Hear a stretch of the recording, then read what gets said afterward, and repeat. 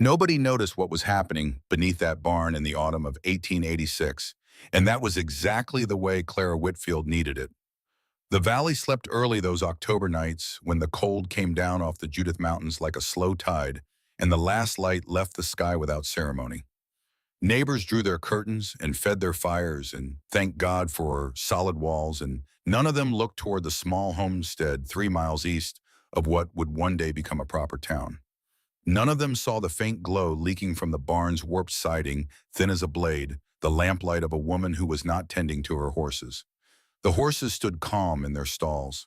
The milk cow shifted once and settled. The hay above sat undisturbed in its loft, smelling of dry summer grass and the memory of easier months. And beneath all of it, beneath the animals and the boards and the packed dirt of a decade's worth of hoof prints, Clara drove her shovel into the earth and turned another bucket of soil. She worked without sound. That discipline had cost her something in the early nights when the effort of lifting and turning and hauling made her want to grunt, made her back seize with a hot white complaint that ran from her hips to her shoulders. She learned to breathe through it. She learned to treat her own body the way she treated difficult livestock, firmly, without apology, with an understanding that pain was information and not permission to stop. The bucket filled. She climbed the short ladder, tilted the bucket into the wooden cart she'd parked just inside the barn door, and went back down. The rhythm became its own kind of silence. Shovel turn, bucket, climb, tilt, descend. Over and over while the horses breathed and the wind found the gaps in the barn's north wall, and the rest of the valley slept and dreamed of nothing particular. She was not digging a root cellar. Root cellars ran shallow and wide, built for turnips and preserved meat, built for convenience. She was not digging a storm pit, though the thought had crossed her mind the winter before. Storm pits were a last resort, barely better than crawling under a wagon. What Clara Whitfield was digging with blistered hands and a back that would make her wince every morning for 3 weeks straight was a bedroom. A room where her children would not wake up cold. A room where she would not lie in the dark counting the minutes until the fire needed feeding, calculating wood against weather, running the arithmetic of survival while sleep stayed out of reach. She was digging a room where the earth itself would do the work she was too exhausted to keep doing alone. But that explanation came later, after she had already decided. The decision itself had not felt like a decision at all. Clara Whitfield was 32 years old, though she looked a year or two past that, and she had earned every one of those years honestly. Her hands were the hands of someone who had never found a task beneath her. There was a scar on her left palm from a fence wire that had snapped loose in a summer storm 4 years back, and the skin around it had healed rough and pale. William used to trace it with his thumb when they sat by the fire in the evenings, that small habit of his, and she had never told him how much she liked it. She had not been the kind of woman who said things like that out loud. She was the kind who showed up, who split the wood before he thought to ask, who already had the poultice ready when Owen skinned his knee, who knew before the clouds turned which direction the weather was coming from because she had made it her business to know. William had loved her for it, she thought, though he'd been more likely to show her than say so too, and they had understood each other that way, two people whose primary language was work. William Whitfield had died in February of 1885. A Tuesday, she still remembered that. The snow had been coming sideways for 3 days, and the temperature had not risen above zero since Sunday. He had gone out to check the cattle in the north pasture because 2 of them had not come in, and he was not the kind of man who let animals suffer if he could prevent it. He found them. He got them in. And somewhere in those hours of pushing through drifts in wet clothes with the wind cutting through every layer he wore, something had broken open in his chest that never healed back. The cough started that same night. Within a week, it had gone deep, the kind of cough that sounds like something tearing. Within 3 weeks, he could barely sit up. A month after the Tuesday, he went looking for those cattle. Clara stood alone in the cabin, while 2 neighbors she barely knew carried her husband's body through the door she had left open for them, and the cold poured in behind them and sat down and made itself at home. She was 18 months past that now, and she had learned that grief does not diminish so much as it relocates. It moves out of the center of your chest and settles somewhere lower, somewhere you can breathe around. You don't stop carrying it, you just get stronger or you don't survive. And Clara Whitfield had decided very early on that she intended to survive. The cabin they had built together in the spring of 1882 was like nearly every other cabin in the territory. Pine logs stacked horizontal, the gaps chinked with a mixture of moss and creek mud that dried hard in summer and shrank in winter, opening fine seams just wide enough for the cold to find. The floor was pine boards laid directly over packed earth with no insulation between the wood and the ground below, which meant that in January the boards themselves became cold enough to ache through boot leather. There was a sleeping loft above the main room, reached by a ladder, where the children slept because heat rises and the loft was the warmest part of the cabin on a still night. On a windy night, it didn't matter.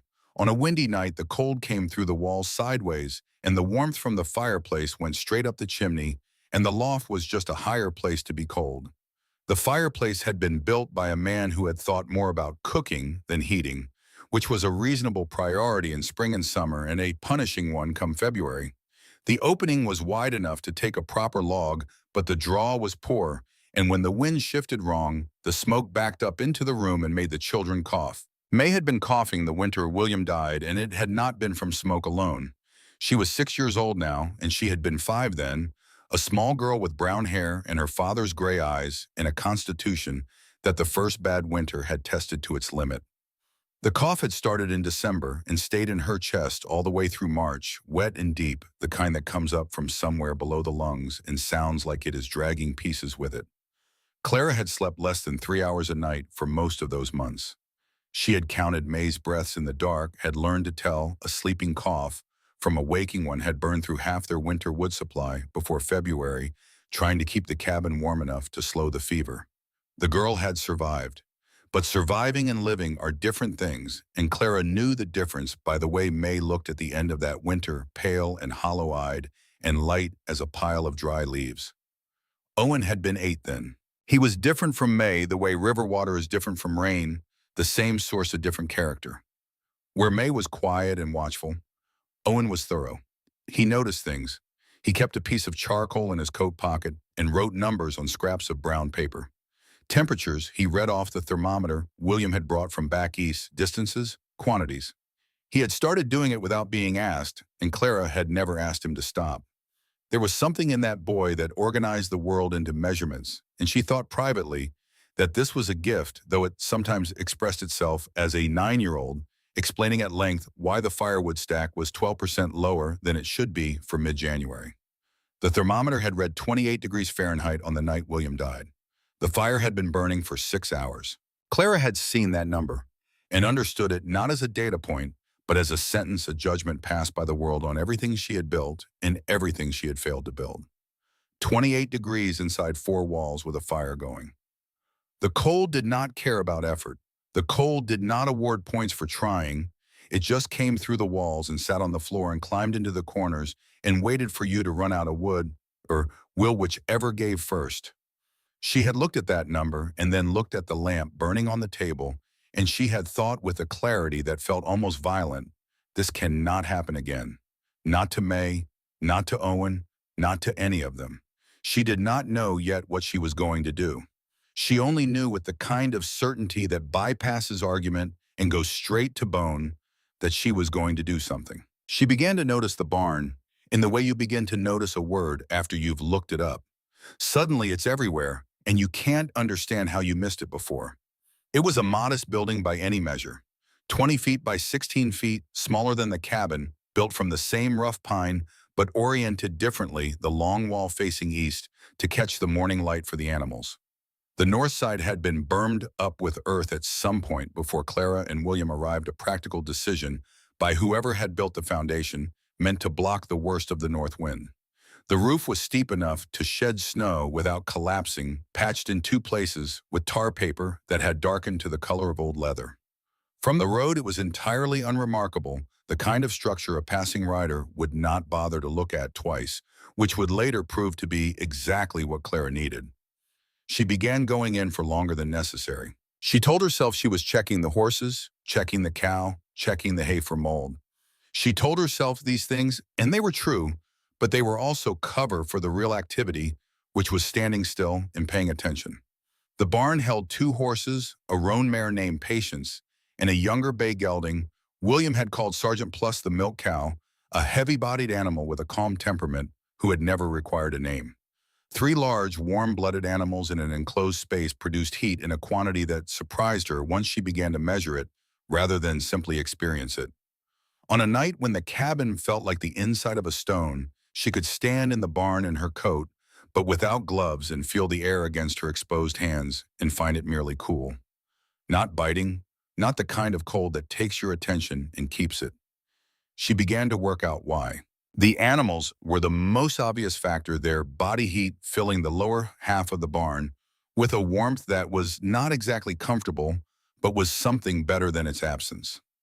The hay in the loft helped a dense mass of dry organic material, stacked 8 feet deep across the entire ceiling, acted the way a quilt acts, trapping warm air below it and slowing the movement of cold air through the roof. The earthen berm on the north wall meant that the wind, which was the real enemy, the thing that could drain a warm space faster than any amount of cold alone, hit packed soil rather than pine boards and had nowhere to go. She added these things up the way Owen added his numbers, and the sum was a space that consistently ran 10 to 15 degrees warmer than the cabin on the same night without a single piece of burning wood. One evening in late September, when the first real cold had come down, and she had already banked the cabin fire for the night and was crossing the yard with the lantern, she went into the barn and stood there longer than she had before. The roan mare turned her head and regarded Clara with the patient brown eye that had given her her name. The cow chewed. Outside, the wind moved through the grass in the low, flat meadow below the barn, with a sound like something breathing. Inside, none of that reached her. The air was perhaps 40 degrees cool, but without menace, without the specific aggression of wind-driven cold. She was standing in a large wooden box on the surface of the Montana plains in the last week of September, and she was not cold. The thought arrived without ceremony, the way important thoughts often do, dressed like a practical question rather than an idea. What if the children slept beneath this?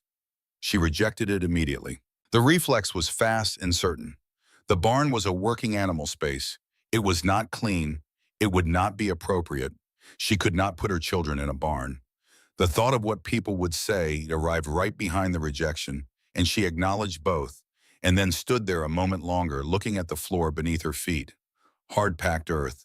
Old manure worked into the soil years back, a faint organic smell that was not pleasant, but not unbearable. Boards laid across joists, the joists sitting on the earth itself, the earth below, that running down and down through layers of soil and clay and gravel, to a depth where temperature did not swing with the seasons, where the cold that killed men on the surface was simply absent. Not in the barn, she thought. Not on the surface. Beneath it.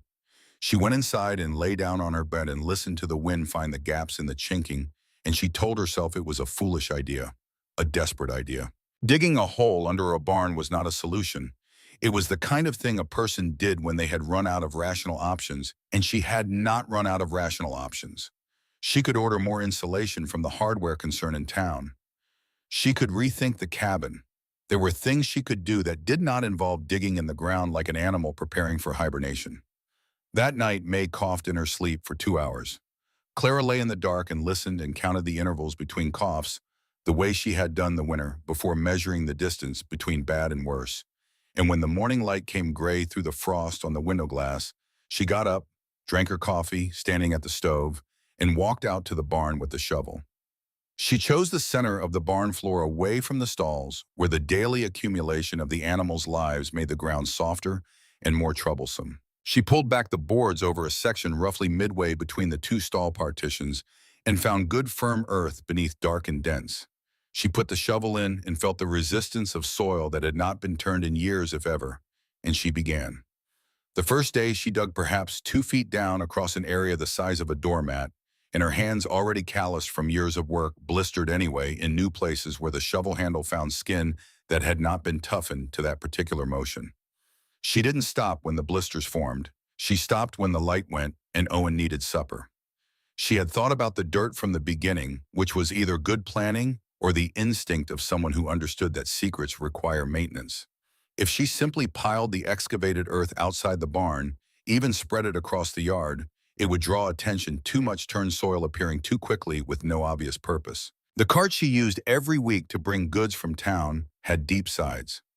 Each morning before Owen and May were awake, she loaded the cart with the previous night's digging and drove it a quarter-mile back along the fence line to the far side of the low ridge east of the property, where a dry creek bed ran shallow and wide. She dumped the soil there, and the wind and the scattered gravel of the creek bed absorbed it within a day or two. 3 weeks of mornings before the sun was fully up, before either child had opened their eyes, and no particular accumulation anywhere that anyone would notice. She dug 8 feet wide and 12 feet long and 7 feet deep. These were not arbitrary measurements. 8 by 12 was large enough for 2 children's pallets and a rope bed and a small table with walking space between, but not so large that the volume of air inside would overwhelm whatever heating she managed. 7 feet of depth was enough to put the walls of the chamber well below the frost line into the layer of earth that held its temperature year-round regardless of what the air above was doing. She knew this from watching the root vegetables she kept in a shallow pit near the cabin. The ones in the deepest corner of that pit never froze even in the worst cold. The earth remembered summer. It held on to warmth the way certain people hold on to memories, not as a performance but as a fact of how they were built. For the walls, she went to the creek that ran through the low ground half a mile south of the property and spent 4 afternoons working in the hours when the children were at their lessons in the cabin selecting flat stones.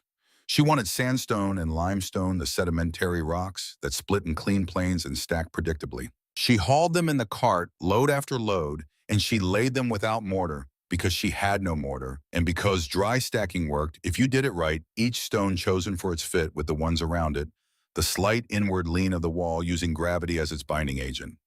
Behind the stone, she packed dampened earth, pressing it hard against the rock, sealing the outer face of the wall against moisture migration. The floor she tamped flat with the back of the shovel, and then with a piece of planking weighted with stones, and in the low corner she dug a sump and filled it with gravel, a simple drain, to catch whatever groundwater might seep in during the spring thaw. The ceiling was the part that cost her the most sleep before she solved it. She needed something strong enough to hold the barn floor above, which meant holding the weight of the boards and the joists and the animals that moved across them upward of 2,000 pounds on a busy morning when all 3 animals were standing above the chamber at once. She had no new lumber and no money for it. What she had was the remains of a shed on the back of the property that had partially collapsed the previous spring, under a heavy wet snow, its roof gone but its floor joists largely intact.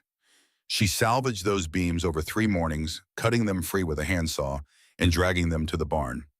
They were rougher than she would have liked, and 2 of them had checks running along the grain, but she tested each one by standing on it with her full weight plus Owen's, and none of them broke. She mortised them into shallow seats cut into the top of the stone walls and laid them across the span, and then relaid the barn floorboards above them, and when she was done, and she stood below and pressed her palms against the ceiling, and felt the absolute stillness of it, she understood that it was going to hold. The entrance was a trap door 3 feet square, cut with care into the barn floorboards, and fitted with a recessed iron ring she removed from a broken trunk in the cabin. From above, with the ring pressed flat, it looked like nothing except 4 boards that happened to have a seam between them. Below it, a short ladder of 7 rungs, the uprights sunk into the chamber floor and braced against the stone wall. There was no exterior entrance, no hatch facing the yard, no obvious access point a passing visitor could see. You came in through the barn, which meant you came in only when Clara decided to open her barn, which meant the room was invisible to anyone she had not invited to witness it. Ventilation had taken her longer to work out than anything else. A sealed underground room was not a room. It was a coffin. She needed air to move without letting the cold move with it, and she needed smoke from the small hearth she was planning to have an exit route that didn't announce itself from 50 yards away. She settled on 2 clay pipes, the kind sold as agricultural drainage tiles, each one 8 inches wide. She ran one up through the chamber ceiling and through the south wall of the barn, near the roof line angled, so that prevailing wind would draw air out rather than push it in. The second she ran up through the north wall at a lower angle, positioned so that the earthen berm on that side would buffer direct wind contact. Each pipe had a flat wooden cap she could slide to open or shut, which meant she could control the airflow depending on conditions, tightening the seal in the worst cold and opening both when the temperature moderated or when the small hearth was burning. It was not a perfect system. She knew it was not perfect. But it was a system, and it gave her more control than she had ever had in the cabin above. The hearth she built in the northeast corner, lining a shallow alcove with fire brick, she had traded 2 pounds of butter and a jar of preserved plums to obtain at the general store, a transaction she completed without explaining what the bricks were for. The hearth was small. She designed it small deliberately. A large fire in a small underground room would overwhelm the space and waste wood and fill the air with the dry heat that cracked lips and made sleeping hard. What she wanted was not a bonfire but a thermal battery. She wanted to heat the stone walls. Once the walls were warm, they would release that warmth slowly over hours long after the fire itself had died to cold ash, and the earth behind the walls would do the same. The room would not be hot. It would be steady. Steady was what she was building toward, because steady was what the cabin above had never been. Thomas Hargrove rode past on the road below the property on a Tuesday morning in the second week of the digging. Clara saw him from the corner of her eye as she was loading the cart. He was a broad-shouldered man in his mid-40s with a deliberate way of moving that she had always associated with people who had learned early that haste makes problems. He was heading toward town, his horse moving at an easy walk, and he raised his hand in greeting when he caught sight of her. Clara raised her hand back without breaking her loading motion, without stopping, without doing anything other than acknowledging that she had seen him. He did not slow his horse. He did not call out to ask what she was hauling in the cart so early in the morning. But she watched from the edge of her vision as he turned his head and held it, turned for 3 full seconds before the road bent him away from her sight line. 3 seconds was long enough to see the cart, long enough to notice its weight. She drove the cart to the creek that morning by a route that kept her below the ridgeline, not quite hidden, but not visible from the main road either. And when she came back, she went straight to the barn and worked until the light changed and the children's voices reached her from the cabin. The room took on its shape in pieces, the way a photograph develops. First the outline, then the interior detail, then finally the thing itself complete and undeniable. By the last week of October, she had the walls, the floor, the ceiling, the trap door, the ventilation pipes, and the hearth alcove. She brought down tools and caulked the joints between the stone courses with a clay and straw mixture she made herself. She laid a piece of oilcloth on the earthen floor as a vapor barrier before tamping down the final surface.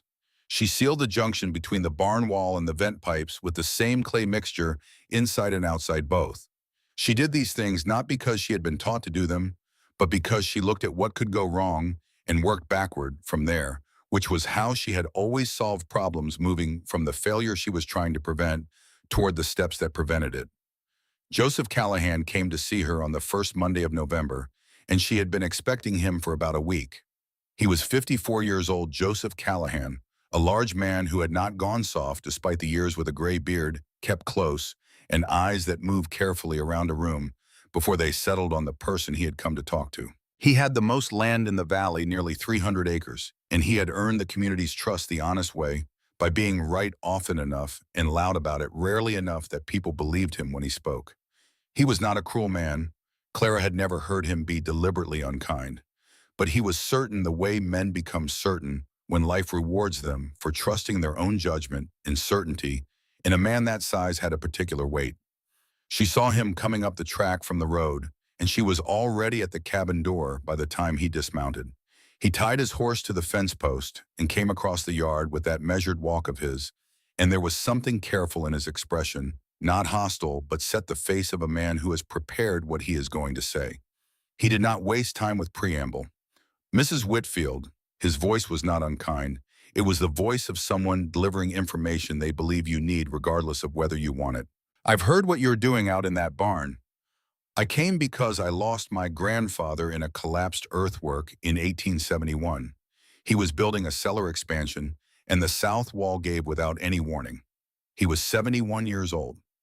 He paused there, and she could see that the pause was not for effect. I'm not here to tell you your business. I'm here because you have 2 children, and I don't think you understand what can happen when the earth decides to shift.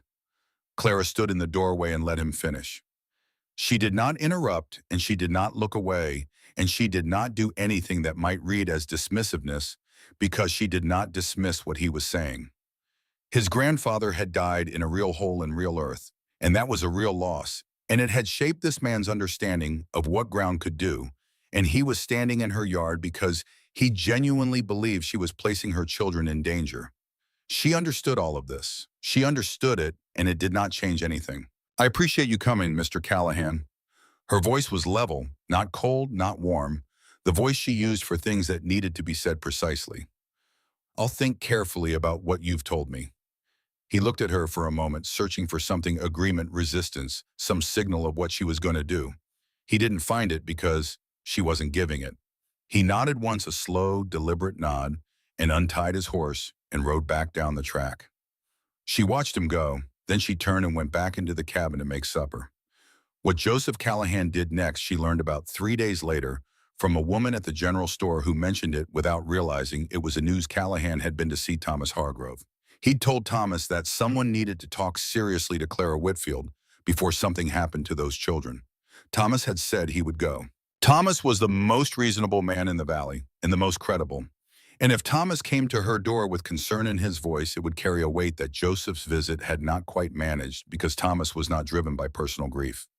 Thomas was driven by something harder to dismiss: judgment without history, practicality without wound. The room was finished on a Wednesday in the second week of November. Clara brought the children in on a Friday evening after the animals were fed and the barn door was shut against the cold. She lowered the bedding, first an Owen's straw mattress, May's smaller pallet, a folded quilt each, the oil lamp, the small table, 2 stools. She had brought down the thermometer 3 days earlier, and it had sat on the stone shelf above the hearth alcove in the unheated room and read 46 degrees, which was not warm, but was 16 degrees warmer than the cabin floor, and about as warm as she had allowed herself to hope for before she got the hearth going. She lit a small fire.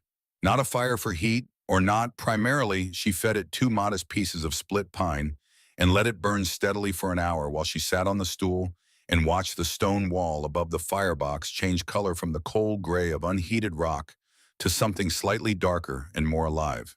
Heat stored itself in stone the way water stored itself in a sponge, invisibly but reliably.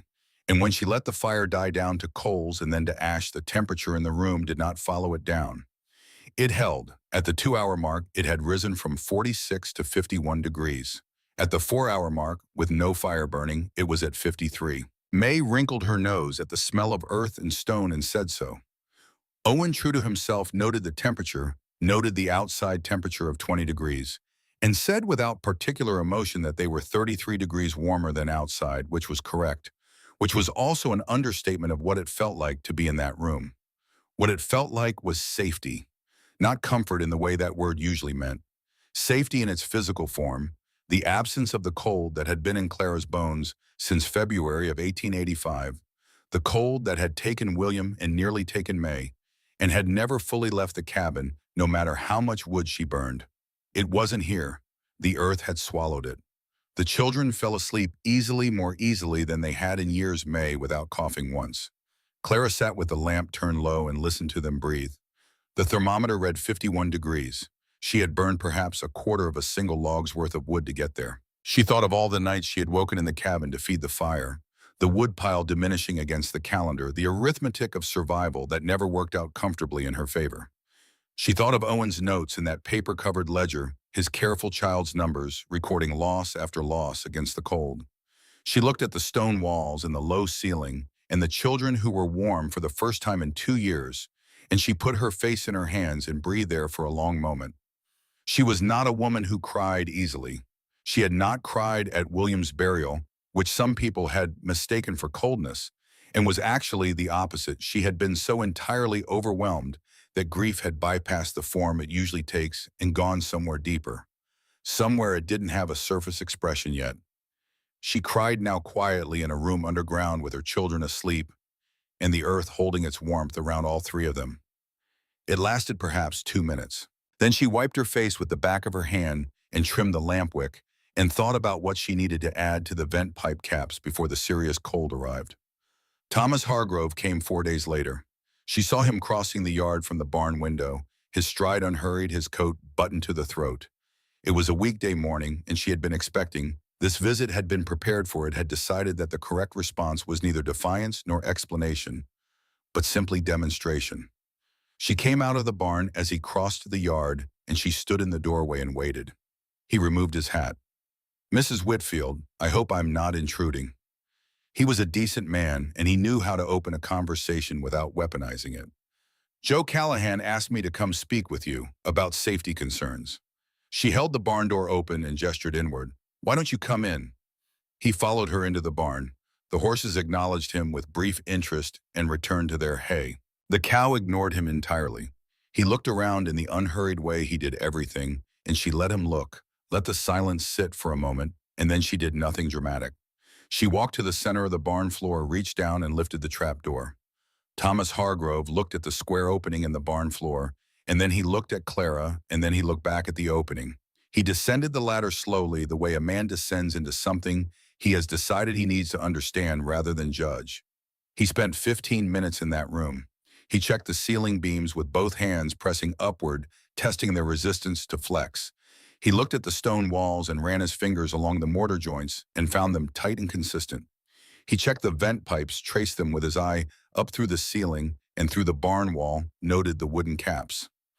He looked at the drainage sump. He looked at the hearth. When he climbed back up, his expression had changed in the way an expression changes when a conclusion has been reached and it is not the conclusion the person expected. He was quiet for a moment, looking at the trapdoor frame. "The joists are sound." He said it partly to himself, a man finishing a calculation. "Those walls are better built than half the foundations in this county." Clara said nothing. She didn't need to. He looked at her with something she recognized as recalibration, the look of someone adjusting a long-held certainty by a degree or two. "I'll let Joe know I had a look." He set his hat back on and walked toward the barn door, then paused with his hand on the frame. "I'll tell him I didn't see a problem." She watched him cross the yard and mount his horse and ride back toward the road.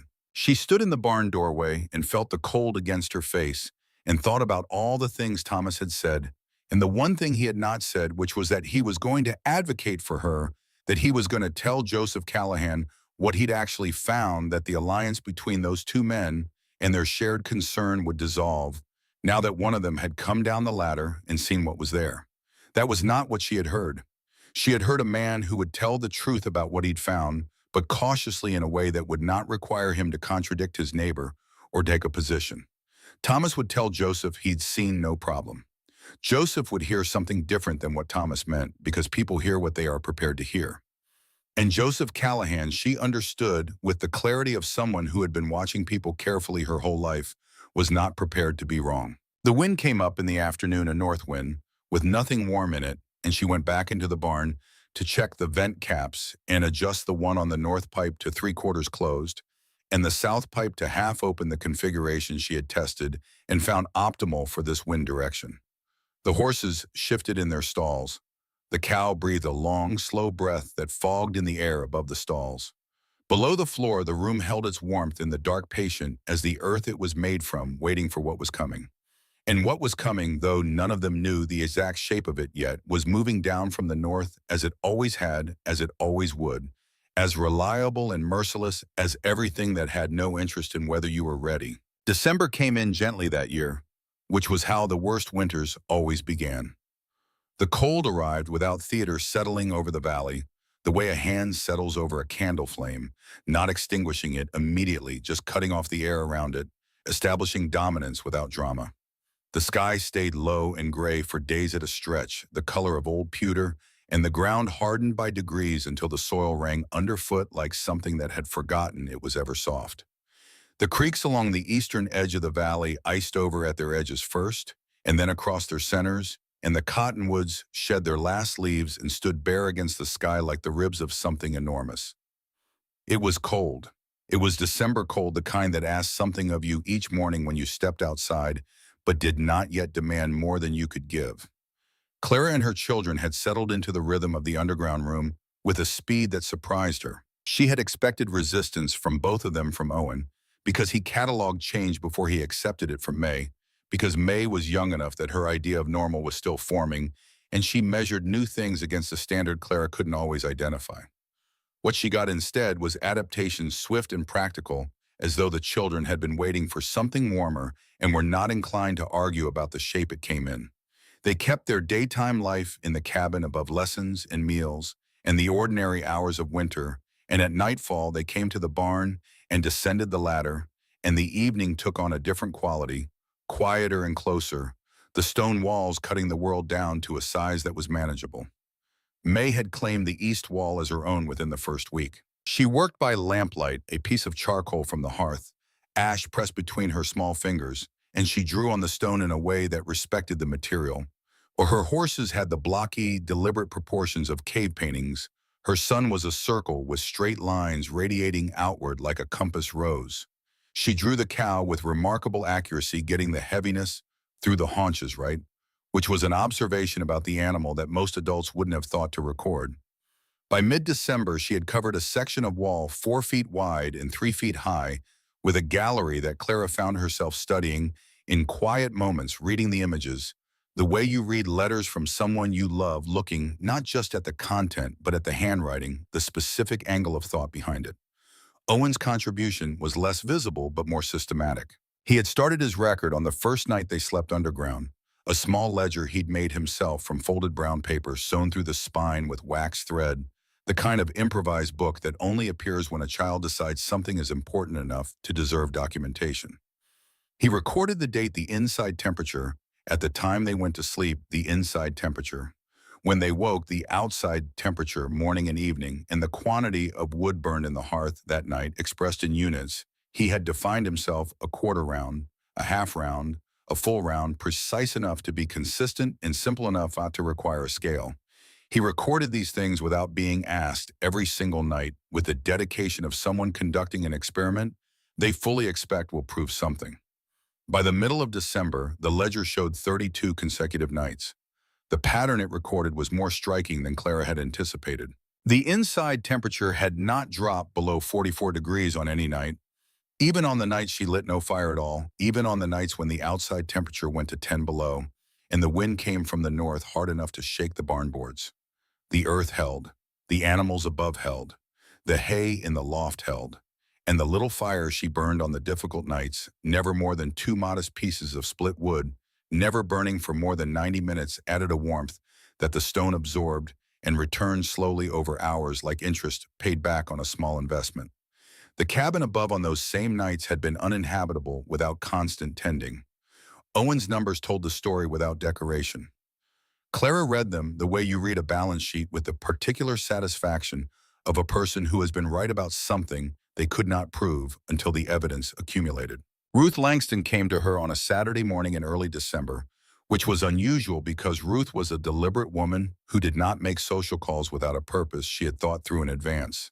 She was 38, the school teacher single by choice as far as Clara could tell, with a quality of attention in her face that Clara had recognized immediately as the kind that is difficult to mislead.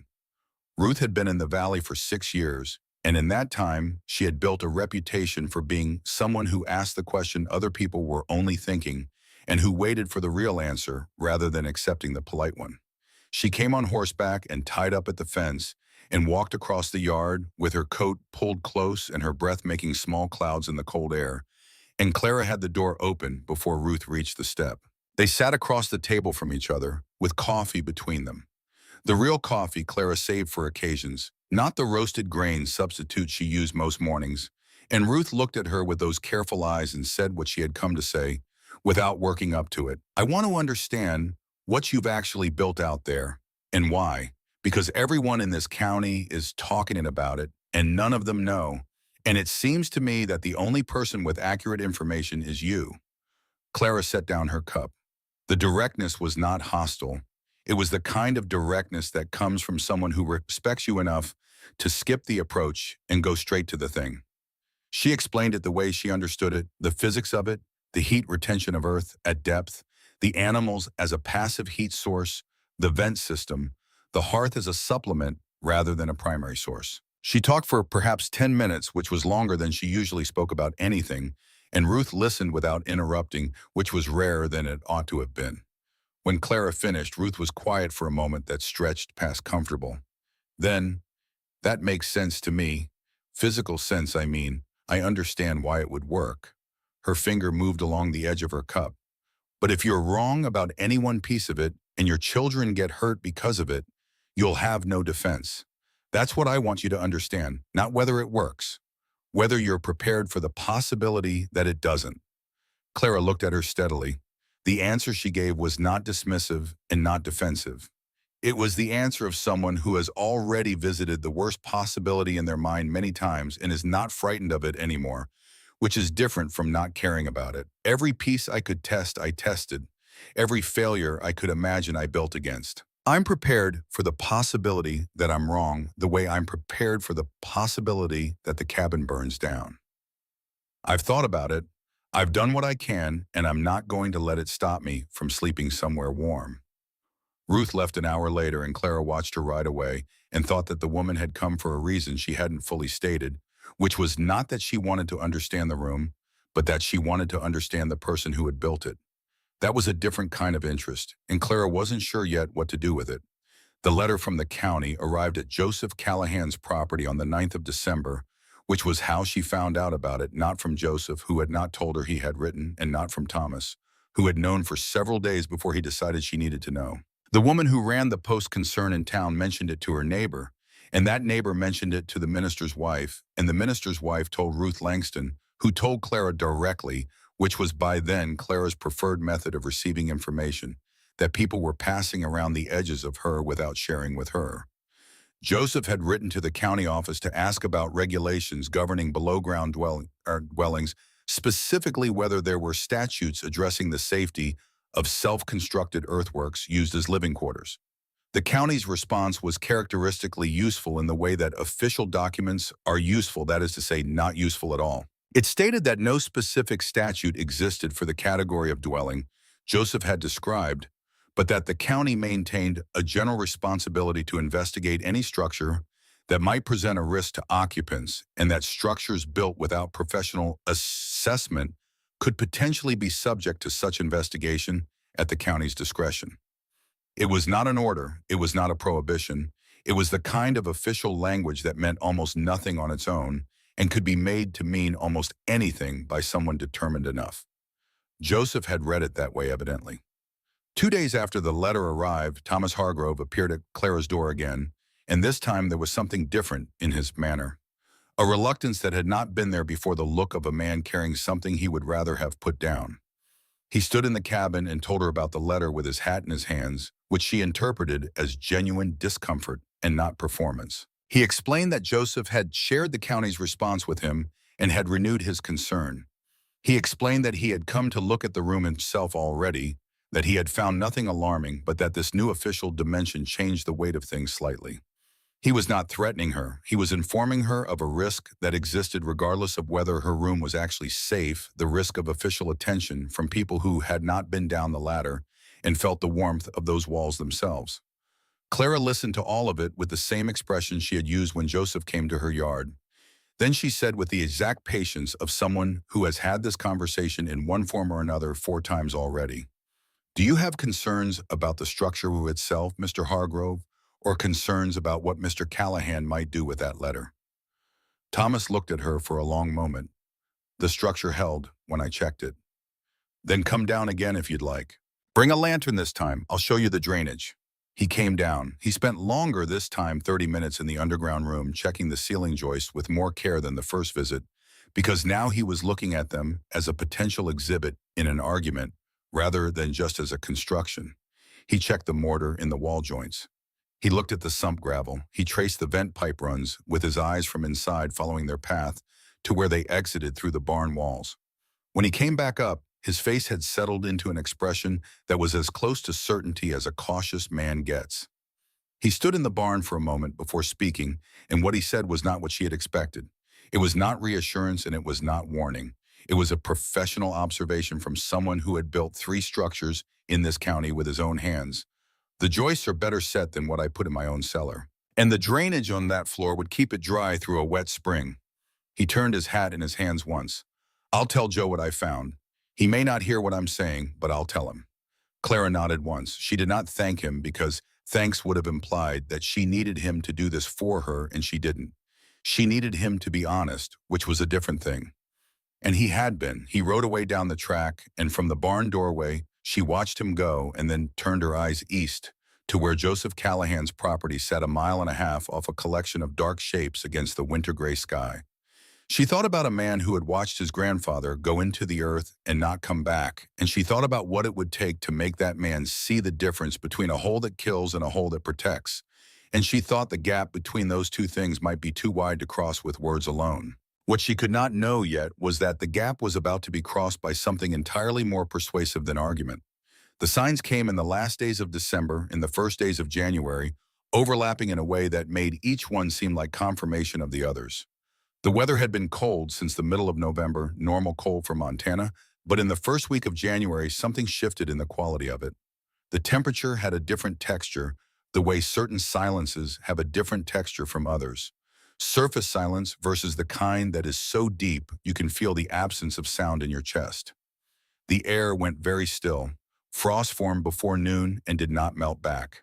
The horses, who were reliable indicators of pressure change, became restless in a way that was distinct from cold night restlessness, moving in their stalls without apparent reason, refusing to settle. Clara knew these signs because William had taught them to her in their first winter together, walking her through the indicators the way you teach someone to read a map by using the territory itself. She had not thought about that afternoon in years, and it came back to her now with the specific clarity that useful memories sometimes carry, the two of them standing in the yard with the temperature already dropping, William pointing at the cloud formation to the north, explaining the color and the height, and what they meant in combination. She had been 23 years old, and she had listened the way she listened to everything with the intention of using it. She spent the 2nd and 3rd of January moving supplies. It was not panic, and it was not premonition in any mystical sense. It was the same practical response she had made when she built the vent caps and the drainage sump, identifying a failure mode and building against it before it arrived. She carried down 2 weeks' worth of oats and dried corn for the animals. She lowered 3 gallons of water in sealed crocks. She brought down 2 additional quarts of lamp oil and a second lamp. She moved the remaining smoked meat from the cabin larder to the shelf above the hearth alcove. She told Owen in the matter-of-fact tone she used for instructions she wanted followed precisely, "Keep the sump clear of debris. If the north vent sounds like it's whistling, tell me immediately." Owen recorded the date in his ledger and beneath the temperature columns added a new one. He did not ask her why. He never needed to be told why something was worth measuring. He just measured it. The storm came on the morning of January 6th, and it came the way it always came in those accounts he had heard from older settlers, the ones who had been in the territory long enough to have a before and an after for days like this. It did not begin small. It arrived at full size as though it had been building itself out of sight behind the northern mountains for weeks and released all at once. The wind was the first sign reaching the valley before the snow did a sound so sustained and high that it passed out of the range of what you hear as wind and became something else, something that occupied the same neural space as machinery, constant and indifferent and incapable of pause. The snow came 20 minutes later, not falling so much as being driven horizontally by the wind, until the distinction between sky and ground dissolved into a uniform white, moving in a uniform direction. By the time Clara had the animals fed and the trapdoor checked and the family settled below, the temperature outside had dropped to 8 below zero.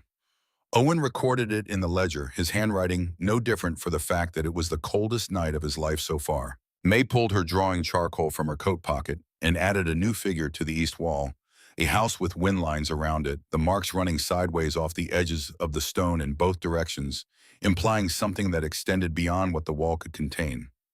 Across the valley, in the ways Clara would piece together later from what people told her, the night was an accounting. Thomas Hargrove and his wife took turns at the fireplace. His wife had the first watch, 3 hours of feeding and banking, and then Thomas had it, and by morning they had burned through a third of what he had planned to use in the entire remaining winter. Their children slept in coats. The breath in the room was visible, even standing next to the fire, and the floor was cold enough to make the children cry when they put their feet down in the morning. Thomas stood at the window in the gray dawn and looked at the sky and calculated the distance between his woodstack and the end of January, and did not like the number. At the Callahan farm, Joseph's stone fireplace was the largest in the valley, wide enough to take 4-foot logs and deep enough to draw even in difficult winds. He kept it burning continuously through the first night, rotating logs with the mechanical attention of a man who understood the physics of combustion. The corners of the house stayed cold despite it. The heat the fireplace produced was absorbed by the volume of the room faster than it could be replaced, and the wind pressed through the gaps in the window frames and found the cold corners and kept them cold regardless of how much wood went into the fire. Joseph's father, a man of 78 who had survived decades of Montana winters, in better-built houses than this, woke in the early hours of the first night with a cough that went deep immediately, the sound of something being pulled along the bottom of a shallow vessel. Joseph sat with him in the corner nearest the fire and listened to that cough and felt the particular helplessness of a man who has prepared everything he knows how to prepare and finds it is not enough. Ruth Langston lived alone in the small house beside the schoolhouse, which was the coldest building on her property because it had been built by someone who thought primarily about square footage and secondarily about insulation. She managed the first 2 nights by burning steadily and staying close to the stove and wearing every piece of warm clothing she owned, simultaneously, a method that worked until the third night when the wind shifted to come from the northwest and found the particular angle that drove snow horizontally into her chimney flue. The chimney clogged in the space of an hour. The smoke backed into the room thick enough to sting her eyes. She opened the door to clear it, and the wind took the door out of her hand with a force she had not anticipated, driving a wave of snow into the room before she could get her shoulder against it. She put her whole body into closing it and got it shut and stood with her back against the wood, breathing hard, while snow melted on her face and the room filled with smoke. She let the fire die rather than suffocate. She wrapped herself in quilts and her coat and sat in the dark while the temperature fell and frost developed along the inside of the window frame in patterns that reminded her in the hallucinatory quality of extreme cold of the drawings May had made on the stone wall in the underground room, that same branching, reaching quality, something alive looking for warmth. Under the barn, none of this reached them. The first night, the room held at 46 degrees without any fire. Clara lay awake for 2 hours, not from cold, but from habit, the old instinct to monitor, to count, to calculate. She had nothing to calculate. The thermometer sat on its shelf and said what it said, and the earth sat around the chamber walls and did what it did, and there was nothing for her to manage. May slept with her arms at her sides and her face relaxed in a way it hadn't been on cold nights in the cabin, the slightly braced quality of a sleeping child who is not quite warm enough, entirely absent. Owen's breathing was slow and even. The sound of the storm, which above the barn was an obliterating noise, reached the underground room as a low and distant register, closer to a rumble than a howl, entirely stripped of the sharp particular edge that made it frightening. The second night, she burned a single piece of split pine for 70 minutes before bed, watching the stones above the hearth alcove absorb the heat. The temperature went from 46 to 51 and held there through the night. Owen's morning entry read outside -22, inside 48. The loss of 3 degrees from a peak of 51 over 8 hours of deep cold with no fire burning was less than she had calculated when she designed the hearth. The walls were giving back more than she had estimated. She ran the number again, and it held. The third day was when the storm showed her what she had not planned for. She noticed it first as a texture in the air difficult to identify, but impossible to ignore once she became aware of it. The underground room had its own smell, composed of earth and stone and lamp oil, and the faint organic warmth of the animals overhead.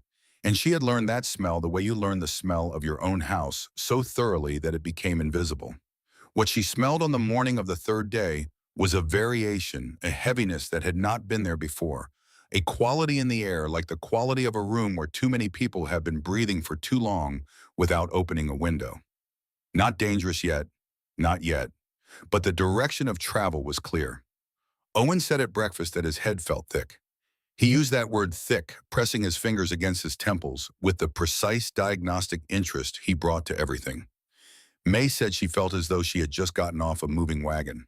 The nausea was mild, the kind that might be attributed to other things, to sleeping too long or eating quickly. Clara knew it was not those things. She checked the north vent pipe first. The wooden cap was in its half-open position where she had set it 2 nights ago. She pressed her palm over the pipe opening and felt nothing. No air movement at all. She pressed harder and still nothing. The pipe was block sealed from outside by wind-driven snow that had found the external opening and packed itself in with the thoroughness that the storm applied to everything it could reach. Without the north pipe drawing, the south exhaust pipe had no complement, no pressure differential to move air through the room. The system had stopped. The room was sealed. She looked at Owen and May. Owen had already done the calculation, behind his eyes. She could see it arriving in his expression, not panic, which was not his way, but a careful adjustment of probability, estimates a reassessment of how long they had before thick became something worse than thick. May was watching Clara with the particular attention of a child who has learned to read her mother's stillness as a sign that stillness is what the moment requires. The choice was not complicated, it was only hard. She could wait and hope the blockage cleared itself, which was possible in the same way that many bad outcomes are theoretically possible, technically true, and practically insufficient. Or she could go up through the barn and outside into the storm and clear the pipe manually, which meant going into minus 35-degree air with wind that had thrown her weight against barn doors all morning, in conditions that had already reduced visibility to the distance of an outstretched hand. She dressed as she always dressed for impossible things methodically, without performance, working inward from the coldest layer. 2 pairs of wool stockings, her heaviest trousers. 2 undershirts in the heavy knit sweater William had ordered from a catalog the year they were married, the one she had repaired 11 times because it was the warmest thing she owned, and she did not intend to stop owning it. Her barn coat over that, then the oilcloth coat over the barn coat. Her double knit mittens over her wool glove liners. She told Owen to keep May at the far end of the room from the trapdoor to keep the lamp burning to note the time. She tied a length of rope to the base of the ladder, the rope she kept coiled on the wall hook for no reason she had articulated to herself when she put it there, though she understood now that she had put it there for exactly this. She paid it out carefully as she climbed, feeding the coil through the trapdoor and into the barn above, measuring the distance to the north wall in her head. She had that distance memorized. 22 feet from the trapdoor to the north barn wall. The pipe exited 3 feet above ground level, which in the current snow depth meant it was approximately at surface level, possibly below. She opened the outer barn door 6 inches, and the wind hit the gap with the force of something that had been waiting for it, slamming the wood back against her wrist and driving a shearing cold through the gap that found her face immediately. She braced both feet and opened it wide enough to get through, stepped out, and let it close behind her. The world became white and loud and physical in a way she had not experienced since the night William had gone for the cattle in the storm that killed him. The wind did not simply push. It grabbed and redirected, finding the planes of her body and using them as levers. And she went down to one knee in the same second she was fully outside the snow, coming over the top of her boot at the ankle. She caught herself with her mittened hand, and the mitten hit something hard under the snow, a board or a stone, and the impact registered up through her wrist in a way she cataloged and set aside. She found the rope. She found the barn wall with her other hand and began moving along it. 22 feet.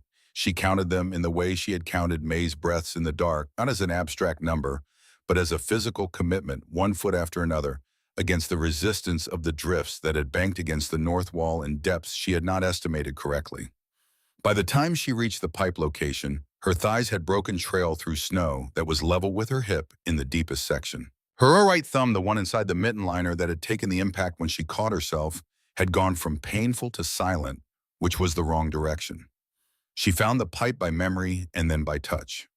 The external opening was completely sealed with a plug of wind-compacted snow that had the density of packed sand. She had brought the iron bar, a short tool she used for breaking ice on the water trough, and she worked the end of it into the seal and applied steady leverage and felt it give in stages, first a crack, then a deeper yielding, then a release that sent fragments of ice and compacted snow blowing back past her face. She drove the bar through twice more to clear the throat of the pipe and then pressed her palm over the opening and felt what she was looking for, a faint pull the room below, drawing air again. Getting back was worse than going. Wind against the face rather than wind at the back, and her right thumb was entirely absent from her sensory inventory. Now not numb in the way that cold is numbing, but simply gone a void where information used to arrive. She kept the rope in her left hand and moved. The barn door was the hardest part, finding the latch with a left hand that had its own deficiencies by then, but the latch gave and the door gave, and she got through it and pulled it shut and stood in the relative shelter of the barn and breathed. She went back down the ladder. Owen noted the time, 19 minutes, which was longer than it felt and shorter than it could have been. May wrapped both arms around Clara's waist without speaking, which was a form of communication Clara understood perfectly. Owen looked at his mother's right hand with the expression he used when he was reading a number he needed to verify before accepting it. She unwrapped the mitten liner and looked at the thumb herself. The skin was white and had the texture of wax pressed back to pink at the edges, but still pale at the tip in the first joint. Not deep frostbite. The tissue had not gone stiff. She held the hand inside her other hand and waited for the return, which came in the form of pain, that she accepted without comment because pain meant circulation, and circulation meant the thumb was going to recover. She told Owen to get the cloth strips from the kit on the shelf. She wrapped the thumb with the practiced efficiency of someone who had wrapped cuts and burns and sprains for years, and when she was done, she looked at both of her children, looking at her, and she said with the even-handedness of someone who has processed the relevant information and arrived at a conclusion, "Write in the ledger, make a double cap system for the vent pipes before next winter." Owen wrote it down. The temperature in the room stabilized over the next 2 hours. With both pipes functioning, the air cleared that heaviness, lifting the way the smell of smoke lifts when you open a window gradually and then completely. By midday, the thermometer read 42, lower than it had been, but not dangerous, and when Clara burned wood that evening, it came back to 49 and held. May added to her wall, drawing a small figure in an oilcloth coat bent against wind marks holding a rope. The fourth day, when the wind dropped enough to make the valley visible again, Thomas Hargrove made his decision. She heard later that he had stood in his yard that morning and looked toward her property and seen no smoke rising from any chimney, and that the absence had done something to his chest that was not comfortably categorized. No smoke in this cold meant one of two things, and only one of them was acceptable. He told his wife he was going. She told him to take the snowshoes and come back. He took the snowshoes. The journey from his property to hers took him 4 times longer than it would have in any other conditions. He was moving through drifts that in places reached his waist-breaking trail with his legs, and the cold at that depth was not the cold of standing in a yard or crossing a field at a walk.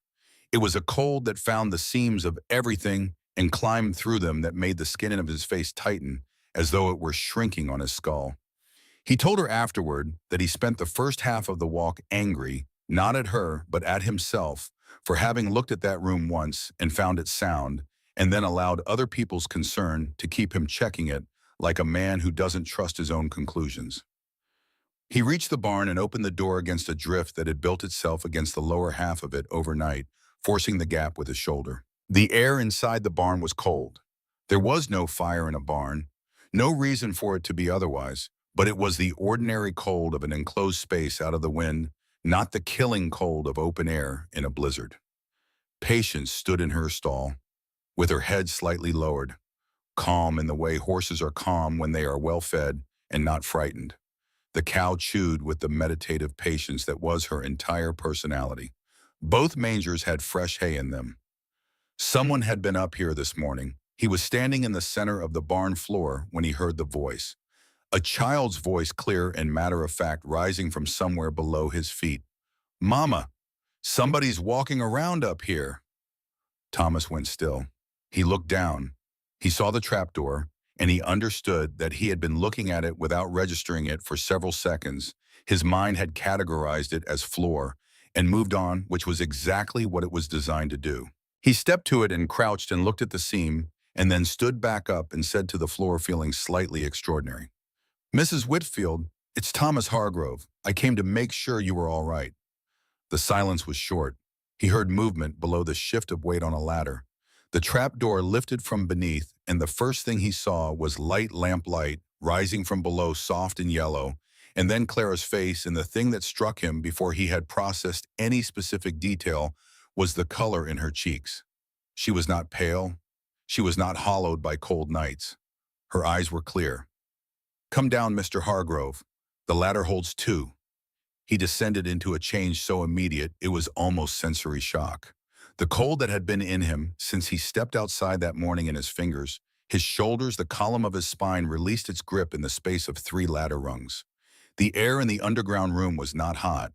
It was not close or heavy. It was simply and completely warm, in the way that a room is warm when it has been warm for a long time, the warmth of things that have been heated through to their core and are giving back what they absorbed. The lamplight touched the stone walls at an angle that made them look almost amber. On the east wall, the drawings in charcoal horses, a sun, a woman in an oilcloth coat with wind marks around her, caught the light and held it. The children were on their pallets. May was awake, sitting up with a book she had brought down a week ago and not yet finished. Owen was adding to his ledger, and he looked up at Thomas with the evaluating expression he brought to new inputs, and then looked back down at his columns. No frost on either child's hair, no visible breath in the air between them.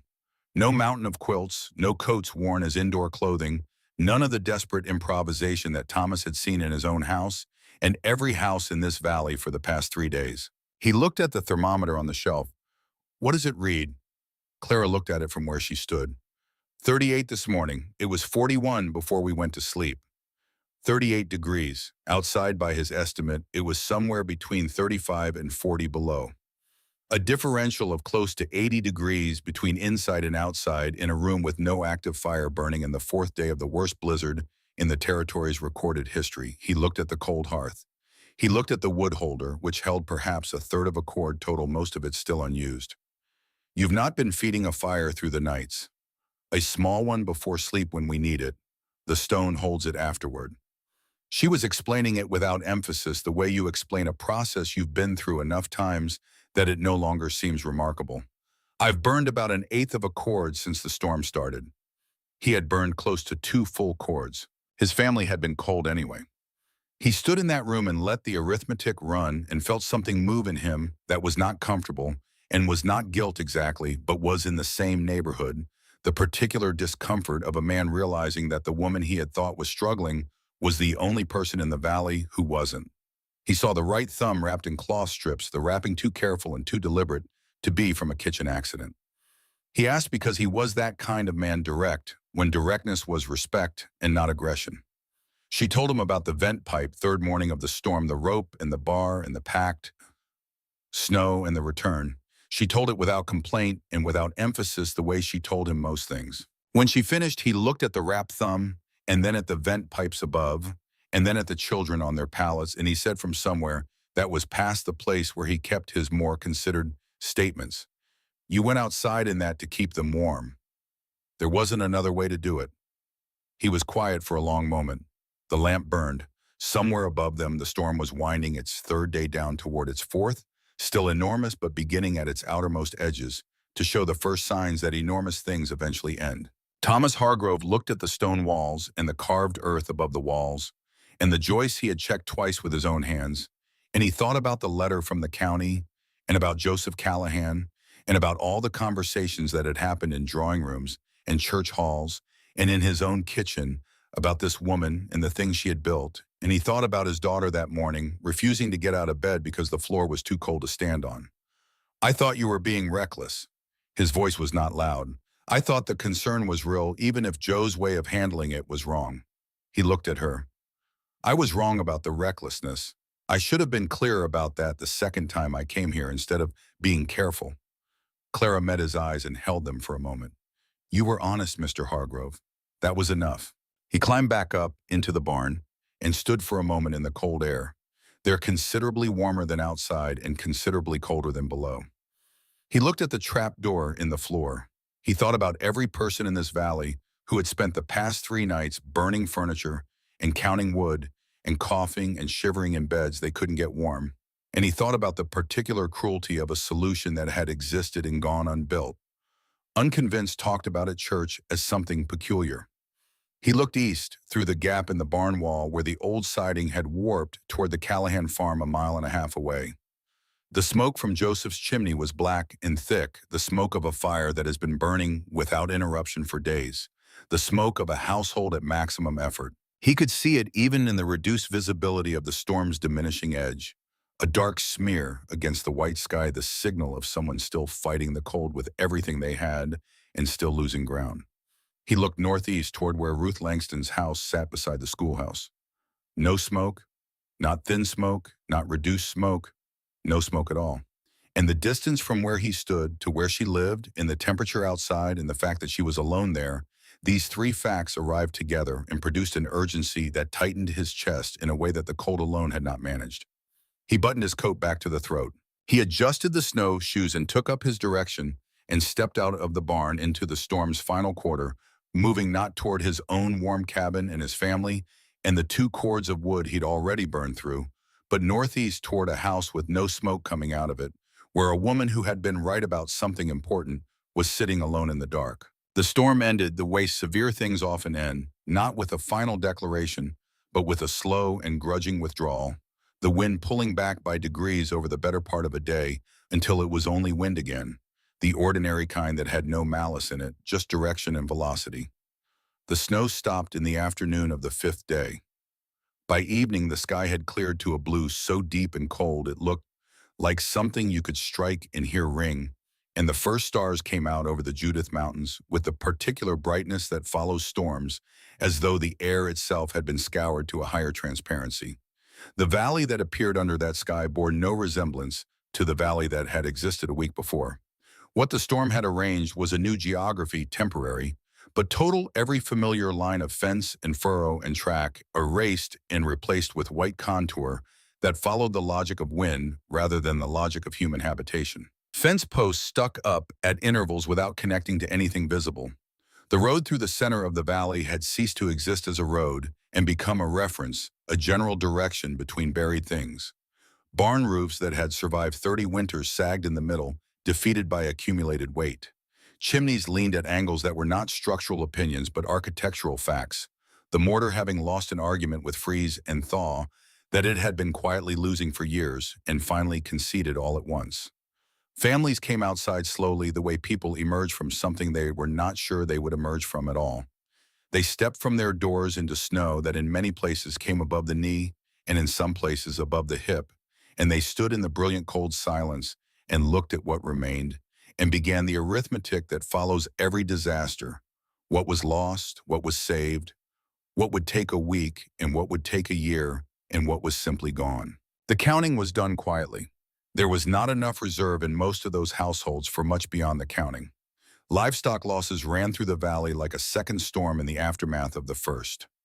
Animals that had seemed well sheltered died in stalls because the barns that housed them were never designed for 5 days of this, because no one had designed anything in this valley for 5 days of this, because the working assumption of everyone who had built here was that the worst would be bad, and this had been something past that category. Joseph Callahan lost 4 cattle and a draft horse, and the draft horse was the one that cost him most in practical terms, the animal being essential to spring planting in a way that cattle were not. Thomas Hargrove's 2 pigs froze solid in their pen, despite the wooden windbreak he'd added in November, which had been designed for a different kind of November. Ruth Langston lost nothing because she had nothing to lose. Her 1 horse had been moved to the schoolhouse lean-to on the 2nd day of the storm, a decision she'd made for reasons she couldn't afterward fully explain, some instinct operating ahead of her conscious reasoning. Ruth herself had frostbite on the tips of 3 fingers of her left hand, the outermost fingers, the kind of frostbite that blisters and peels and heals completely, but reminds you of itself for weeks with a persistent ache when the temperature drops. Thomas had found her on the 4th day wrapped in every piece of fabric she owned, sitting at her kitchen table in the dark because she'd rationed the lamp oil too aggressively, her fire dead for 2 days by then. She'd been cold enough that she had stopped shivering, which Thomas knew enough to recognize as the wrong direction. He'd gotten her fire going with the wood she'd been rationing and waited until her color came back, and she'd looked at him across the table with the clear-eyed steadiness of a woman who has survived something and is already thinking about what it means. What Thomas told Ruth that afternoon, sitting in her warming kitchen with the fire finally going properly, was everything he had seen in the underground room. He told it without editorial intervention, which was his way. The temperature readings, the unused wood, the children on their pallets, the calm in Clara's face and what that calm implied about the previous 5 days. He told her about the vent pipe and the wrapped thumb and the single sentence Clara had said when he asked whether she'd gone outside in that to keep the children warm, the sentence that had no self-pity in it and no request for recognition, just the flat acknowledgement of necessity. Ruth had listened with the same quality of attention she'd brought to Clara's table in December. But something was different in it now. In December, she had been listening to evaluate. Now she was listening to understand, which is a different kind of listening and goes to a different depth. The ledger entered the conversation 2 days after the storm broke, and it entered it because Thomas thought of it and because Joseph Callahan had said what he'd said. Joseph came to Thomas the morning after the storm cleared, and he looked like a man who had spent 5 days at maximum effort and emerged with less than he'd put in, which was exactly what had happened. His coat was worn at the elbows in a way that suggested he hadn't noticed it getting there.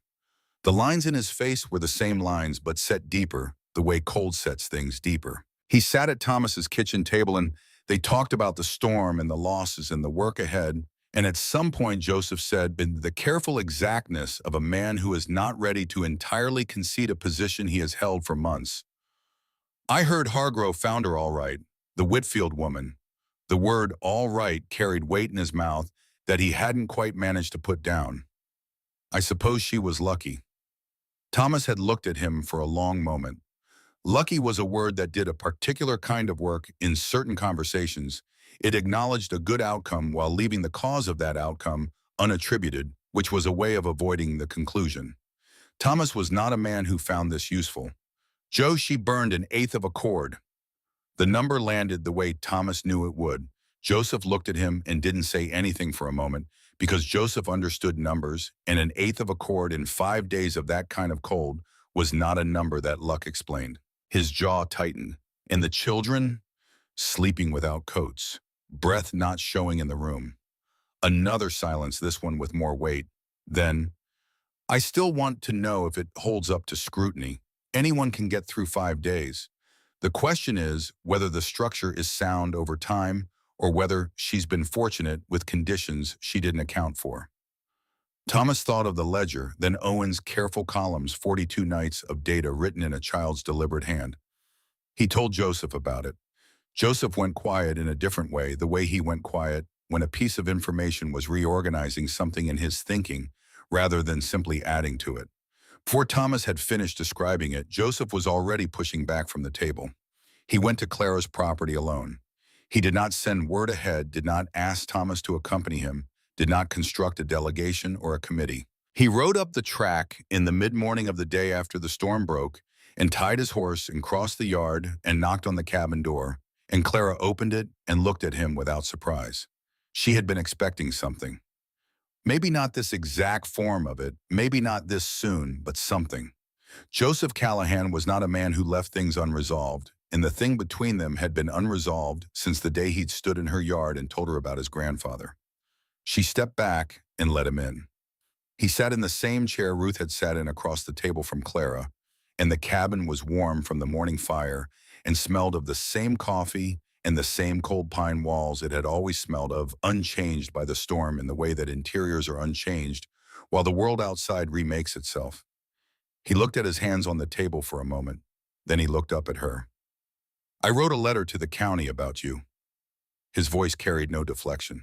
I want you to know I did it because I believed you were putting your children in danger. I believe that because I have reasons for it that are not abstract to me. Clara waited. She was not going to fill the silence for him. This was his sentence to finish. I was wrong about the danger. I want to say that plainly. Thomas told me the numbers, and I don't have a way to explain those numbers that involves luck or coincidence. He paused. What I was right about was the concern, not the conclusion, the concern. There's a difference, and I want to be honest about what I was doing and why. She looked at him across the table and said what she had been thinking since the day he came to her yard, the things she had not said then because the moment hadn't earned it yet. Your grandfather went into a hole that had one way in and no way for air to move. He was an old man and he was alone, and the soil shifted and there was nothing anyone could do about any of it. She said it without softness and without hardness, just as fact the way she said most true things. I thought about that story when I put in the second pipe. Joseph looked at her. The expression on his face was not easy to name. It was the expression of someone receiving something they did not know they had been waiting for, which is a form of relief that arrives in unexpected company.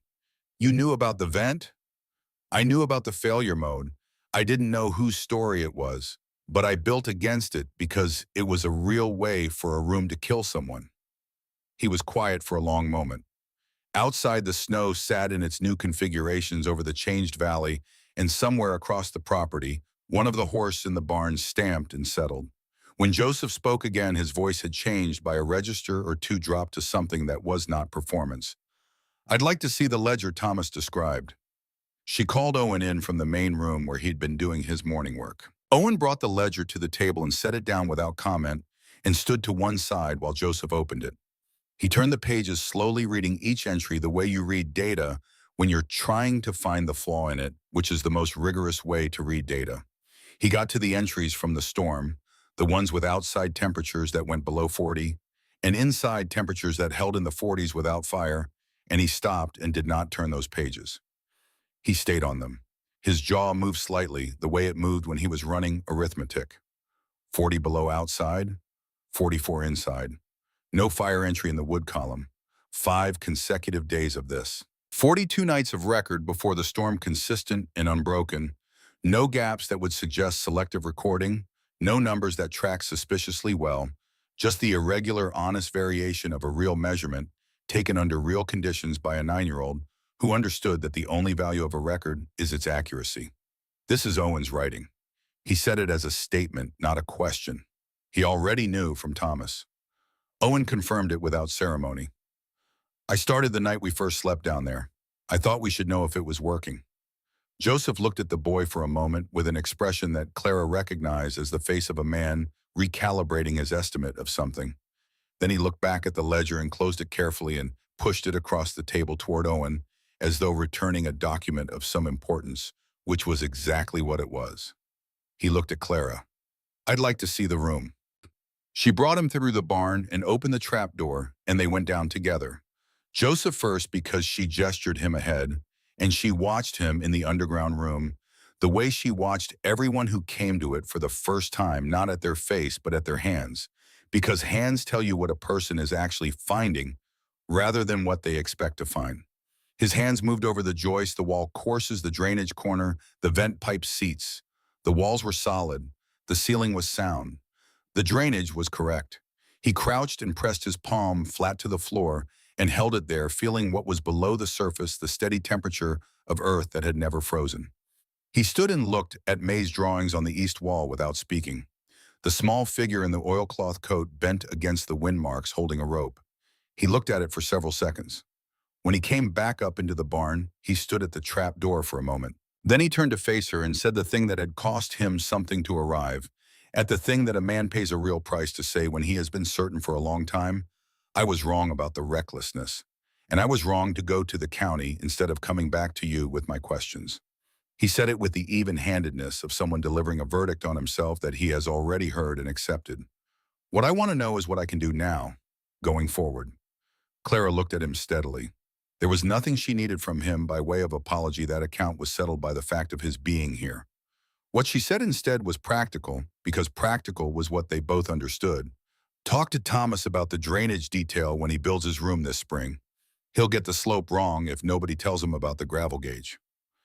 Joseph almost smiled. It was the expression of a man recognizing himself in a mirror he didn't expect to find there. The spring came late and wet, as though the winter had not entirely released its claim and needed to be negotiated out of the final weeks.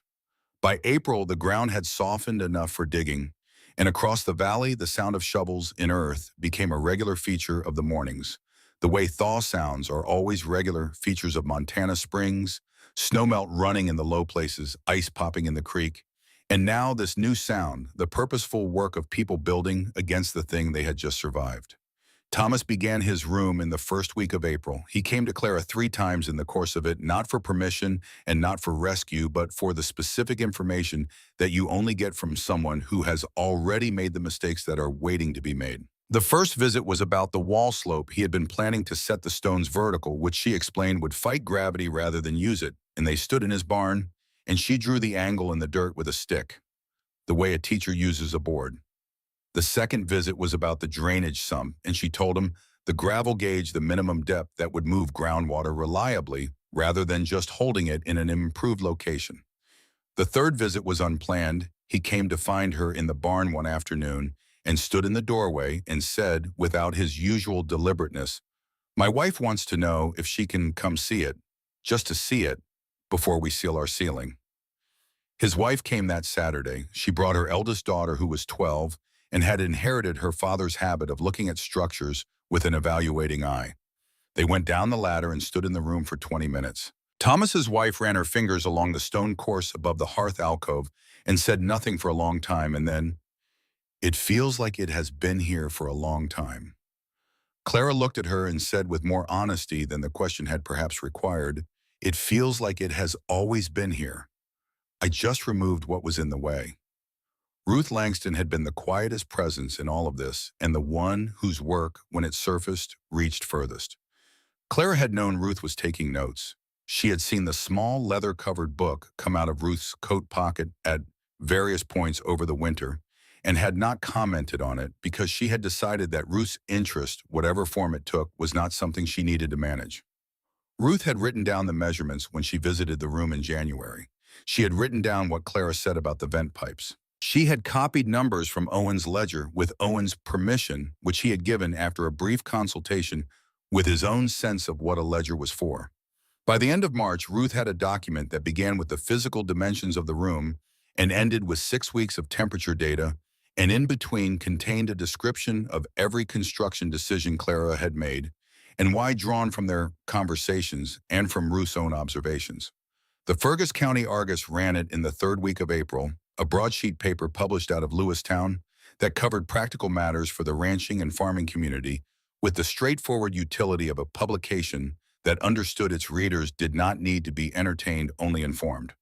Ruth had sent the document as a letter to the editor with a brief cover note explaining that the information had practical relevance for anyone in the county who was rebuilding or building new after the winter. The editor, a man named Peters, who had lost his own cattle barn in the storm and had opinions about inadequate construction, printed it in full across 2 columns under a heading that read, "Underground Winter Rooms One Valley's Answer to the Cold." The name Clara Whitfield appeared 4 times in the article, once in Ruth's introduction, once in the technical section describing the original construction, once in the data summary, and once at the end in a sentence Ruth had written that Clara would read later and feel something complicated about. She said only that a widow in the Lewistown Valley had built the room alone in the autumn of 1886 to protect her children, and that the record of its performance through the worst winter in Montana's recorded history was a matter of documented fact rather than story. Thomas brought the paper to Clara's door on a Thursday morning. He had it folded to the relevant pages, and he handed it to her without preamble, and she stood in the doorway and read it. It did not take long. She was a fast reader, and the article was direct. When she finished, she looked at the newsprint for a moment longer than reading required, and then she turned and handed it to Owen, who had appeared at her shoulder during the reading because Owen appeared wherever a document was being read. She said what she said without ceremony. "Put it in the ledger." Owen carefully folded the clipping to a size that fit the ledger's dimensions and pressed it inside the back cover and closed the book over it with the satisfaction of a person who has found the correct place for something. The county official arrived in May. His name was Morrison, a land and structures assessor from the county seat, a man in his late 40s with the manner of someone who has spent a career distinguishing between what is actually dangerous and what merely looks unusual, which had given him a particular patience with the former and a particular impatience with the latter. He had read the article in the Argus and had received 2 separate formal inquiries about the legal status of below-ground dwelling structures, which meant the issue had become official whether he preferred it to be or not. He arrived at Clara's property on a Tuesday and introduced himself at the cabin door with the practiced neutrality of a man who has learned not to reveal his conclusions before he has made them. He said he had some questions about the structure described in the newspaper account and that he would appreciate the opportunity to inspect it. Clara said she would be happy to show him. Joseph Callahan was waiting at the barn when they arrived. Clara had not invited him, and she did not show surprise at his presence. Joseph had asked Thomas the previous week whether he thought the county visit was likely, and Thomas had said he thought it was possible, and Joseph had said that if it happened, he intended to be there. Standing now at the barn door with his coat buttoned and his expression measured, he looked not like a man who had come to cause trouble, but like a man who had come to settle something. Joseph addressed Morrison directly. "I'm Joseph Callahan. I have a farm 1.5 miles east of here. I wrote one of the letters that probably contributed to your visit. I was concerned about safety. I want to show you what I found when I looked into it myself." Morrison looked from Joseph to Clara and back to Joseph. All right. They went in. Clara opened the trapdoor. Morrison descended and conducted his inspection with the systematic thoroughness of his profession, checking the ceiling deflection, the wall-based stability, the drainage, the vent pipe runs. He found the note Clara had penciled on the small board nailed beside the north pipe cap, double cap, before winter, and looked at it for a moment before moving on. He examined Owen's ledger where it sat on the shelf above the hearth alcove, reading through the columns with the attention of someone cross-referencing data against what he knew. He stood briefly before May's drawings on the east wall, the accumulated record of a winter survived horses and suns and weather, and the small figures that told the story in charcoal, but he did not linger. He was a man of assessments, not sentiment, and the assessment was already forming in the methodical progress of his hands through the structure. When he climbed back up and Morrison had finished writing in his notebook, he said what he had found: the structure met or exceeded the stability standards applied to the county's existing cellar classification. The drainage was adequate. The ventilation was mechanically sound. The ceiling load capacity was sufficient for the documented use, and there was no basis in county code for any adverse action regarding the structure or its continued use as a sleeping space. He looked at Clara before closing his notebook. Who designed this, Mrs. Whitfield? I did. Where did you study? I didn't study anywhere. She said it without apology. I watched the barn stay warm when the cabin was cold, and I asked myself why, and I followed the answer until it told me what to build. Morrison looked at her for a moment with the expression of a man filing information in a place where it will not be misplaced. Joseph said what he needed to say before Morrison reached his horse. I wrote the letter that raised the concern. I want you to know the concern was based on incomplete information and that I have since inspected the room myself, and I agree with your assessment.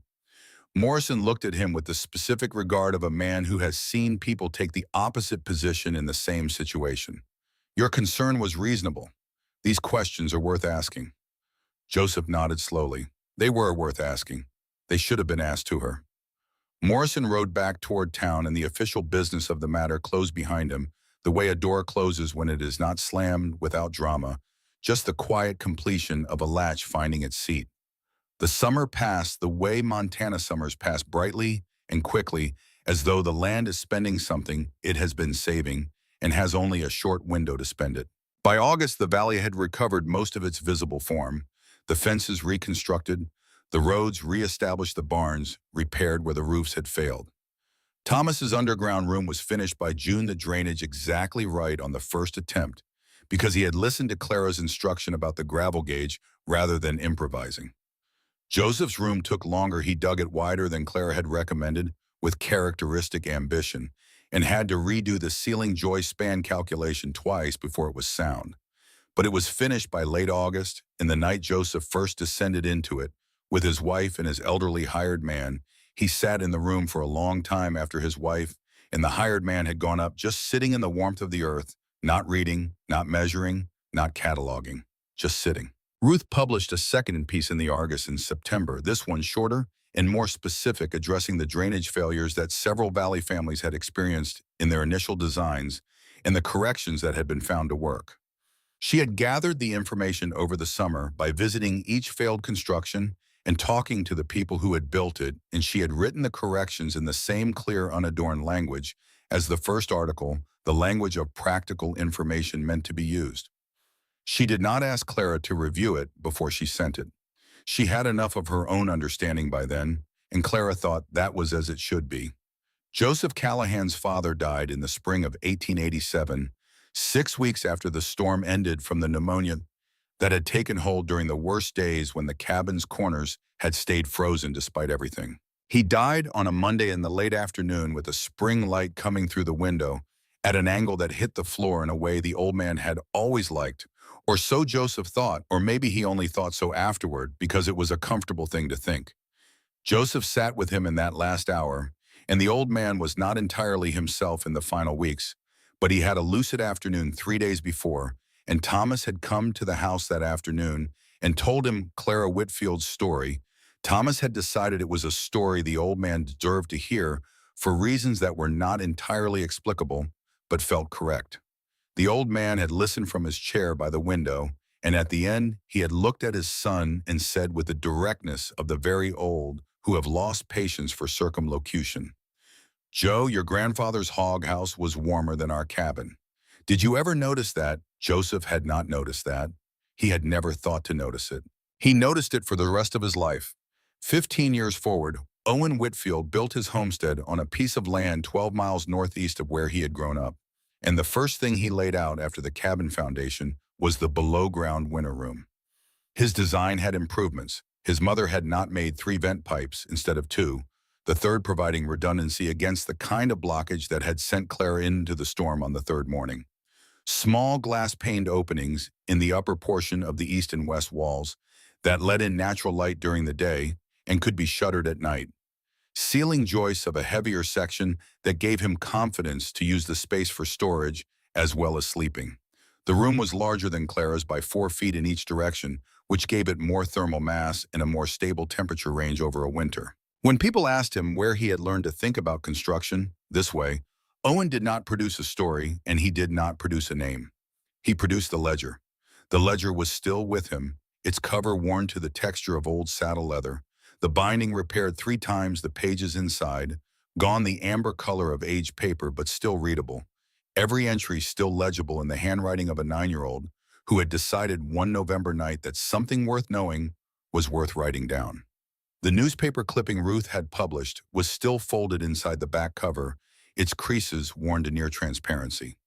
People looked at the ledger and understood something that could not have been said to them, in the same way that the knowledge had been built from observation, recorded faithfully tested against reality, and handed forward, not as tradition, as evidence.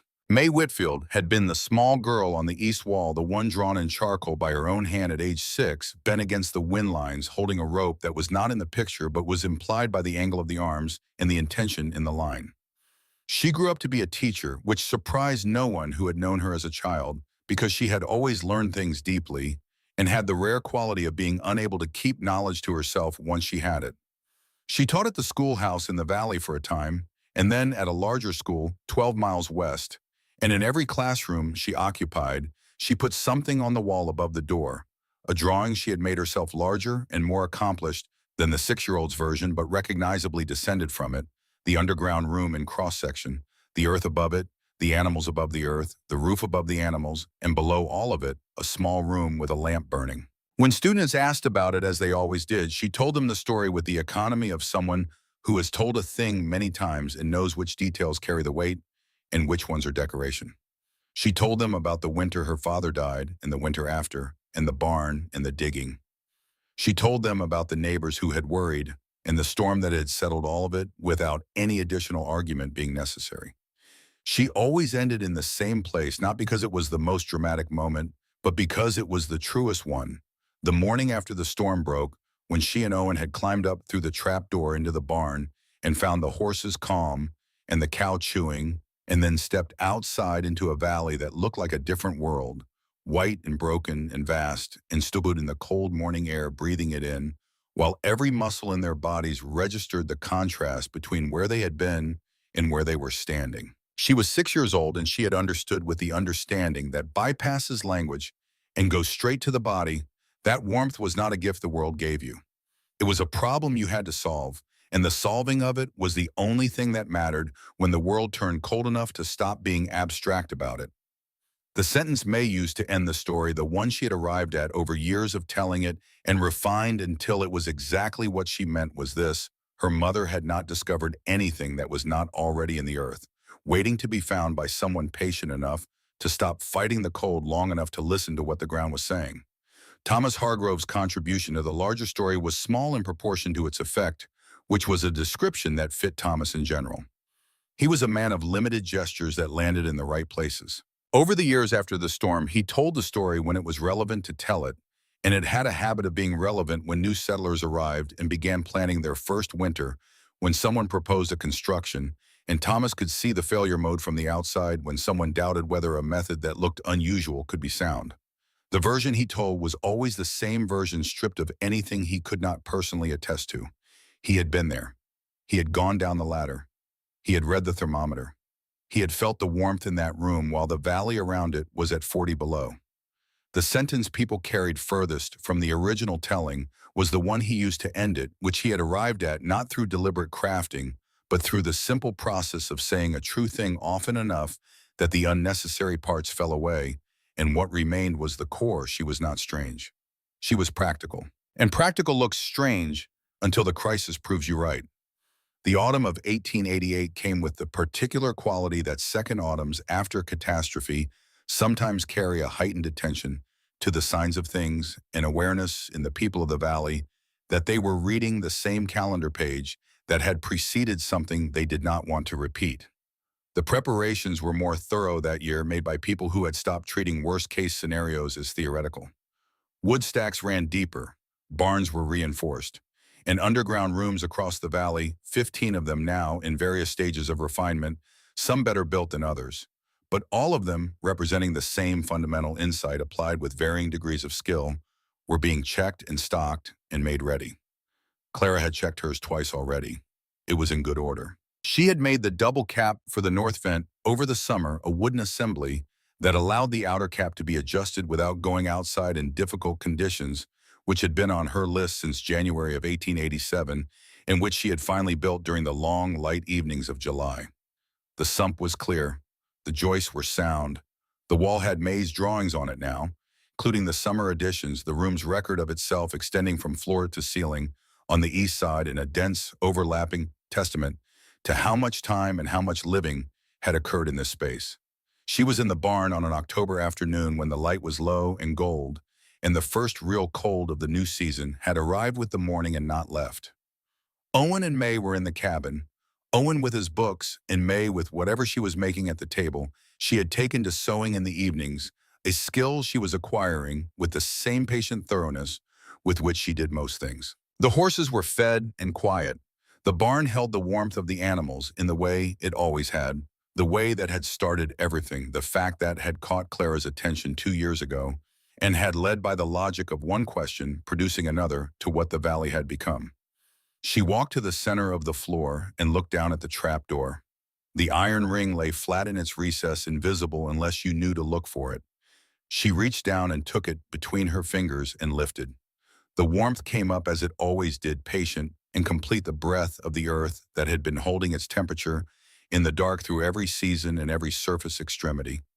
She held the trapdoor open and felt it against her face and her hands, in the front of her coat, the warmth of something that had not been made and could not be made, but only found that could only be accessed by removing what was in the way of it and letting it do what it had always been doing. She held the door open for a long moment. Then she let it down and stood up straight. She went out of the barn into the October evening and stood in the yard and looked at the valley spread below the property in the long last light.